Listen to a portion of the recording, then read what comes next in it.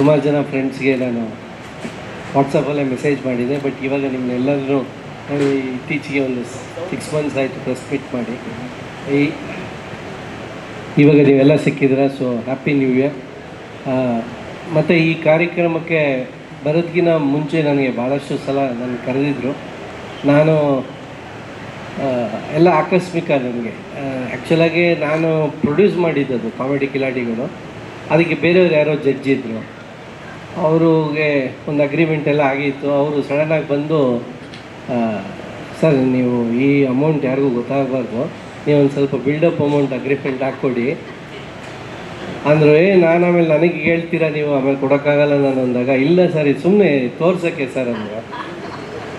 ಅದನ್ನು ನಾನು ಸ್ವಲ್ಪ ಮುಗ್ಧತೆಯಿಂದ ಮಾಡಿಕೊಟ್ಟೆ. ಅದು ಅವ್ರಿಗೆ ಜಡ್ಜ್ಗೆ ತುಂಬ ಹೆಲ್ಪ್ ಆಯಿತು. ಹಂಗಾಗಿ ಅವ್ರ ಚಾನೆಲ್ ಬಿಟ್ಬಿಟ್ಟು ಹೊಟ್ಟೋದ್ರು. ಆಮೇಲೆ ನನಗೆ ಜಡ್ಜ್ ಯಾರನ್ನ ಹಾಕಬೇಕು ಅಂತ ಎಲ್ಲ ಅಂದಾಗ ಎಲ್ಲ ತಿರುಗಿಬಿಟ್ಟು, ಇನ್ಯಾರು ಇವಾಗ ನಾಳೆಯಿಂದ ಶೂಟಿಂಗ್ ಇದೆ, ನೀವೇ ಜಡ್ಜಿ ಅದು. ನನಗೆ ಬೇಸಿಕ್ಕಾಗಿ ಎಕ್ಸ್ಪೆರಿಮೆಂಟ್ ಮಾಡೋಕ್ಕೆ ತುಂಬ ಇಷ್ಟ. ಯಾಕೆಂದರೆ ನಾನು ವಿಜಯ ಕರ್ನಾಟಕಲ್ಲಿ ಕಿಂಡಲ್ ಕಾರ್ನರ್ನ ಸತತವಾಗಿ 10 ವರ್ಷ ಬರೆದೆ. ಅದು it was the longest serving article. ಅದು ರೇಡಿಯೋ ಸಿಟಿಲಿ ಸುಮ್ಮನೆ ಕರ್ಕೊಂಡೋದ್ರು. ಅಲ್ಲಿ 1 year ಸೆಲೆಬ್ರಿಟಿ ಜಾಕಿಯಾಗಿ ವರ್ಕ್ ಮಾಡಿದೆ. ಸೊ ಈ ಥರ ಎಕ್ಸ್ಪೆರಿಮೆಂಟ್ ಮಾಡಬೇಕಾದ್ರೆ ಇದು ಒಂದು ಎಕ್ಸ್ಪೆರಿಮೆಂಟ್ ಮಾಡೋಣ ಅಂತ ಮಾಡಿದೆ. ಸ್ವಲ್ಪ ಕಾಸ್ಟ್ಲಿ ಎಕ್ಸ್ಪೆರಿಮೆಂಟ್ ಆಯ್ತದು. ಅದಾದಮೇಲೆ ನನಗೆ ಬೇಡ ಅಂತ ಬಿಟ್ಟಿದ್ದೆ. ಇಲ್ಲಿ ನಮ್ಮ ಪಿಕ್ಚರ್ ಪ್ರಮೋಷನ್ಸ್ ಟೈಮಲ್ಲಿ ಬಂದಾಗ ಅನುಬಂಧ ಅವಾರ್ಡ್ಸಿಗೆ ಬಂದಿದ್ದೆ. ಆವಾಗ ನಮ್ಮ ಶಿವಧ್ವಜ್ ಅವರೇ ಪ್ರೊಡ್ಯೂಸರ್ ಅಂತ ನನಗೆ ಗೊತ್ತಿರಲಿಲ್ಲ. ಅವರು ಎಷ್ಟು ಬ್ರಿಲಿಯಂಟ್ ಅವರು ಅಂದರೆ ಅದು ಹೇಳಂಗೆ ಇಲ್ಲ. ಅವ್ರು ಮಂಗಳೂರವರು ಅಂತಂದಕ್ಕೆ ಬ್ರಿಲಿಯಂಟ್ ಅಂದರೆ ಅಫೆಂಡ್ ಆಗಿಬಿಡ್ತಾರೆ. ಬಟ್ ಅವ್ರು ಕೇಳಿದೆ ಹೋಗ್ಬೇಕಾದ್ರೆ, ಸರ್ ನಾನು ಯಾವತ್ತೂ ಬಂದಿಲ್ಲ ಈ ಥರ ಫಂಕ್ಷನ್ಸ್ಗೆ, ನನಗೆ ಯಾವ ಪ್ರೋಗ್ರಾಮ್ ನೋಡ್ತೀರಾ ಅಂತೇಳಿ ಅಂದಾಗ, ಗಿಚ್ಚಿ ಗಿಲಿ ಅಂತ ನೋಡ್ತೀನಿ, ತುಂಬ ಎಂಜಾಯ್ ಮಾಡ್ತೀನಿ ಅಂತ. ನಾನು ಸೇಮ್ ಅದನ್ನೇ ಸ್ಟೇಜ್ ಮೇಲೆ ಹೇಳಿದೆ. ಅದು ನೋಡಿದ್ರೆ ನಾನೇ ಗಿಚ್ಚಿ ಗಿಲಿಗೆ ಬರೋಣ ಆಗೋಗಿದೆ ಆಗ. ಬಟ್ ತುಂಬ ಇಷ್ಟಪಟ್ಟು ನಾನು ಸುಮಾರು ಪ್ರೋಗ್ರಾಮ್ಸ್ನ ಅವ್ರು ಹೇಳಿದ ಮೇಲೆ, ನನಗೆ ಕೇಳಿದ ಮೇಲೆ ನಾನು ನೋಡೋಕ್ಕೆ ಸ್ಟಾರ್ಟ್ ಮಾಡಿದೆ. ನಿಜವಾಗ್ಲೂ ಇದೊಂದು ಅದ್ಭುತವಾದ ಪ್ಲ್ಯಾಟ್ಫಾರ್ಮ್ಸು ಹೊಸ ಕಲಾವಿದರಿಗೆ.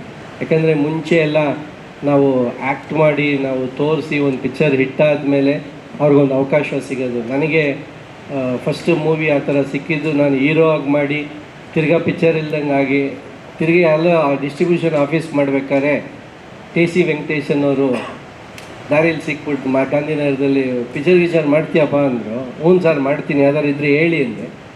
ಆವಾಗ ಕುರಿಗಳು ಸರ್ ಕುರಿಗಳು ಅಂತ ಒಂದು ಪಿಕ್ಚರ್ ಇದೆ, ಅದನ್ನು ಮಾಡು ಅಂತಂದರು. ಅಲ್ಲಿವರೆಗೂ ನನಗೇನು ಪಾತ್ರ ಅಂತಲೇ ಹೇಳಿರಲಿಲ್ಲ. So straight away ಲೊಕೇಶನ್ಗೆ ಕರ್ಕೊಂಡೋದ್ರು. ಏನು ಪೇಮೆಂಟ್ ಕೊಡಬೇಕು ಅಂದರು. ಒಂದು 15 ಕೊಡಿ ಸರ್ ಅಂದರೆ, ಏನು 115 ಅಂದರು. ಆವಾಗ ಅಂದರೆ 115 ಅಂದರೆ ಹೀರೋಸ್ ಕೊಡೋರು 1,15,000. ಇಲ್ಲ ಸರ್ ಒಂದು 15,000 ಕೊಡಿ ಸರ್ ಅಂತ ಹೇಳಿದ್ದೆ. ಸೊ ಅವರು ಎಷ್ಟೋ ಕೊಡ್ತಾರೆ ಬನ್ನಿ ಅಂತ ಕರ್ಕೊಂಡೋದ್ಮೇಲೆ ಫಸ್ಟ್ ಡೇ ನೋಡಿದಾಗ ಅಲ್ಲಿ ಬರೋ top actors Ramesh sir, Narayan sir, Mohan ಸಾರು, ಶ್ರೀನಿವಾಸ ಮೂರ್ತಿ ಸರ್, ದೊಡ್ಡಣ್ಣ ಎಲ್ಲರೂ ಇದ್ದರು ಅಲ್ಲಿ. ಅವ್ರನ್ನ ನೋಡಿ ನನಗೆ ತುಂಬ ಭಯ ಆಗೋಯ್ತು. ನಮ್ಮ ಕಾಮಿಡಿ ಇದು ಏನು ಹಿಂಗೆ ಮಾಡೋದು, ಇಷ್ಟೊಂದು ಜನ ಇದ್ದಾರೆ ಅಂತ. ಸಡನ್ನಾಗಿ ನನಗೆ ಒಂದು ಡೈಲಾಗು ಕೊಟ್ಬಿಟ್ರು ರಾಜೇಂದ್ರ ಸಿಂಗ್ ಬಾಬು ಸರ್. ಅವರು ಪದೇ ನನಗೆ ಕೇಳಂಗೆ ಹೇಳೋರು, ಮಾಡ್ತಾನೇನ್ರಿ ಯಾವಾಗಲೂ ಸೈಲೆಂಟಾಗಿ ನಿಂತಿರ್ತಾನೆ ಅಂತ. ಸರಿ, ಆ ಡೈಲಾಗ್ ಕೊಟ್ಟಾಗ ಪ್ರೀತ್ಸೆ ಕಣ್ಣು ಬಿಚ್ಚಿ ಕಣ್ಣು ಮುಚ್ಚಿ ನನ್ನ ಪ್ರೀತ್ಸೆ ಅಂತ ಡೈಲಾಗ್ ಬರ್ತಾನೆ ಇಲ್ಲ ಬಾಯಿಗೆ.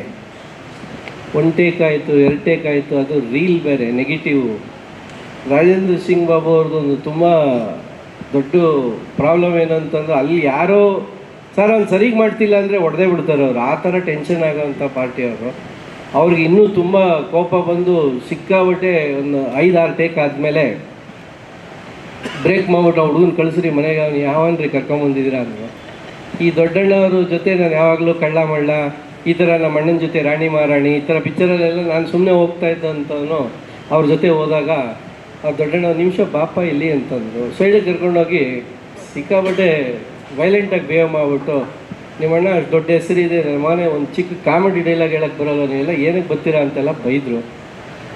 ಸಿಕ್ಕಾಬಟ್ಟೆ ನನಗೆ ಕೋಪ ಬಂದು ಏನು ಅಂದ್ಬಿಟ್ಟು ಒಂದೇ ಸ್ಟ್ರೆಚ್ಚಲ್ಲಿ ಹೇಳ್ಬಿಡೋಣ ಅಂದ್ಬಿಟ್ಟು ಪ್ರೀತ್ಸೆ ಕಣ್ಣು ಬಿಚ್ಚಿ ಕಣ್ಣು ಮುಚ್ಚಿ ನನ್ನ ಪ್ರೀತ್ಸೆ ಅಂತ ಹೇಳ್ಬಿಟ್ಟೆ. ಇಷ್ಟೇನಪ್ಪ ಹೇಳೋದು ಅಂದರೆ, ಇಷ್ಟು ಹೇಳೋದಕ್ಕೆ ಇಷ್ಟೊಂದು ನಾನು ಕಷ್ಟಪಟ್ಟು ಅಂದೆ. ಅದು ನನಗೆ ಗೊತ್ತಿಲ್ಲ. ಅದು ಅವತ್ತಿಂದ ಕಾಮಿಡಿ ಅಂತಂದರೆ ನನಗೆ ಇನ್ನೂ ಅದು ಡೆಫಿನೇಷನ್ ಗೊತ್ತಿಲ್ಲ. ಮಾಡಿದ್ದು ನಗ್ತಾ ಇದ್ದಾರೆ. ಸೊ ಅದರ ಹಂಗೆ ಟ್ರಾವೆಲ್ ಮಾಡ್ತಾ ಇದ್ದೀನಿ. ಇದರಲ್ಲಿ ಗಿಚ್ಚಿ ಗಿಲಿಗಿಲಿಯಲ್ಲಿ ಗಿಚ್ಚಿ ಗಿಲಿಗಿಲಿ ಸೀಸನ್ 3ಯಲ್ಲಿ ಹೆಸರಾಂತ ಸಂಗೀತ ನಿರ್ದೇಶಕರು ಅಂತ ಹೇಳಬೇಕು. ನಾನು ಇಷ್ಟಪಡುವಂಥ ಸಂಗೀತ ನಿರ್ದೇಶಕರು ಅವರು ಇವಾಗ ಅವರು ಅಷ್ಟೇ ಆಕಸ್ಮಿಕವಾಗಿ ಒಂದು ಕಾಮಿಡಿ ಆರ್ಟಿಸ್ಟ್ ಆಗಿದ್ದಾರೆ.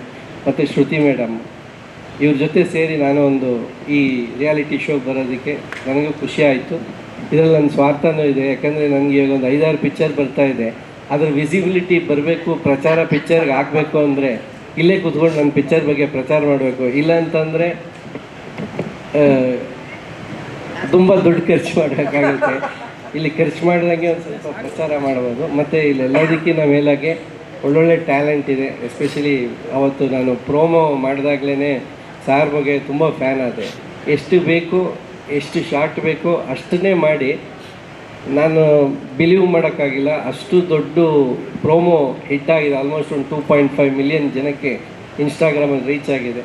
ಅದು ಒಂದು ದೊಡ್ಡ ಅಚೀವ್ಮೆಂಟು ಕೂಡ. ಸೊ ಅವ್ರ ಜೊತೆ ಇದ್ದೀನಿ. ಮತ್ತು ನಮ್ಮ ನಿರ್ಮಾಪಕರು ಅವರು ಶಿವಧ್ವಜ್ ಅವರು ಮತ್ತು ಸಾರ್ ಜೊತೆ ಮಾಡ್ತಾಯಿದ್ದೀನಿ. ಇನ್ನು ಆ್ಯಸ್ ಯೂಶ್ವಲ್ ನನ್ನ ಈ 31 ಇಯರ್ಸ್ ಜರ್ನಿಯಲ್ಲಿ ನೀವೆಲ್ಲ ನನಗೆ ಎಲ್ಲ ರೀತಿಯಾದ ಸಪೋರ್ಟ್ ಕೊಟ್ಟಿದ್ದೀರಾ. ನನಗೆ ಇಷ್ಟು ಮಾತಾಡೋಕ್ಕೆ ಧೈರ್ಯ ಕೊಟ್ಟಿದ್ದೀರಾ.